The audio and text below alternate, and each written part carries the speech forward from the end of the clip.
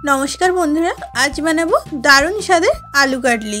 तो आलू काटली बानानोर जोन्नो प्रथमेई आमी आलूटा भेजे नेब भालो करे। फ्राइंग पैने दिए दिलाम सर्षेर तेल और तेलटा गरम हो गेले 3 থেকে 4টে शुकनो लंका भालो करे भेजे निচ্ছি। शुकनो लंकाटा आमी एखन व्यवहार करब ना, परे आलूते एटा आमी व्यवहार करब। फ्लेवरटा भालो करे तेले मिशे गेले और लंकाटाओ भाजा हो गेले आमी तुले निलाम। एबार गोल गोल करे केटे रखा आलूगुलो आमी सब दिए दिलाम। आलूगुलो खूब एकटा पातला करिनी आबार मोटाओ राखिनी, मीडियम साइजेर आलूगुलो एखाने आमी केटे निয়েছি। दिए दिलाम पर्याप्त परिमाणे लवण और 1 चा चामच हलुद गुঁড়ো।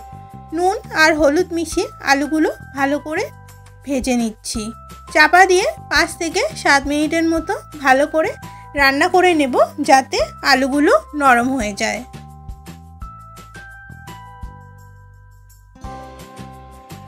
फिरे एलाम 5 मिनिट पर आलूगुलो आमार भाजा हो गेछे, अनेकटाई नरम हो गेछे आलूगुलो। एबार आमी एक एक करे आलूगुलो तुले निलाम। खूबই হালকা হাতে আমি এখানে আলুগুলো তুলে নিচ্ছি, না হলে আলুগুলো ভেঙে যাবে আর আলুগুলো ভেঙে গেলে দেখতে ভালো লাগবে না। এখানে 1 চা চামচ জিরে গুঁড়ো দিয়ে দিলাম আর হাফ চা চামচ হিং দিয়ে দিলাম। হিং দিলে নিরামিষ রান্নার টেস্টটা বেড়ে যায়। দিয়ে দিলাম 2টো কাঁচা লঙ্কা আর কারি পাতা। কারি পাতা তেলে দিয়ে একটু সরে আসবেন কারণ কারি পাতা খুবই ছিটকায়। দিয়ে দিলাম 2টো মিডিয়াম সাইজের টমেটো কুচি। এবার ভালো করে আমি টমেটোটা ভাজতে থাকবো। টমেটোটা ভালো করে ফোড়নের সাথে মিশিয়ে নিয়ে দিয়ে দিলাম 1 চা চামচ লবণ আর 1 চা চামচ হলুদ গুঁড়ো। টমেটোটা একটু নরম হওয়া পর্যন্ত ভেজে নেব। 2 মিনিটের মতো রান্না করে নেব টমেটোটা। ফিরে এলাম 2 মিনিট পর। টমেটোটা অনেকটাই নরম হয়ে গেছে। এবার আমি ভেজে রাখা আলুগুলো দিয়ে দেব।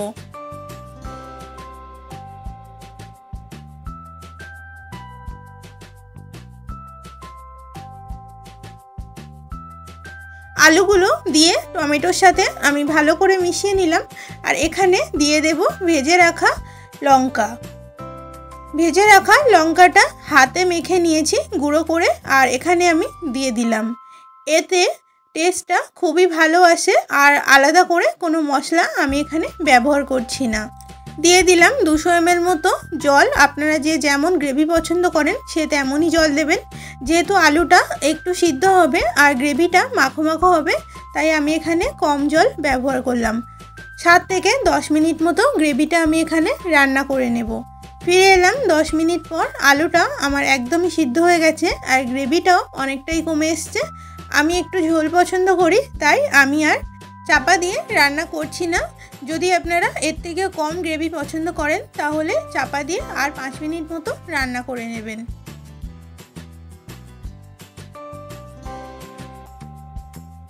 ऊपर থেকে ছড়িয়ে দিলাম সামান্য ধনিয়া পাতা। ব্যাস আর কিছু না। এবারে একদম গরম গরম সার্ভ করে নেব আলু কাটলি।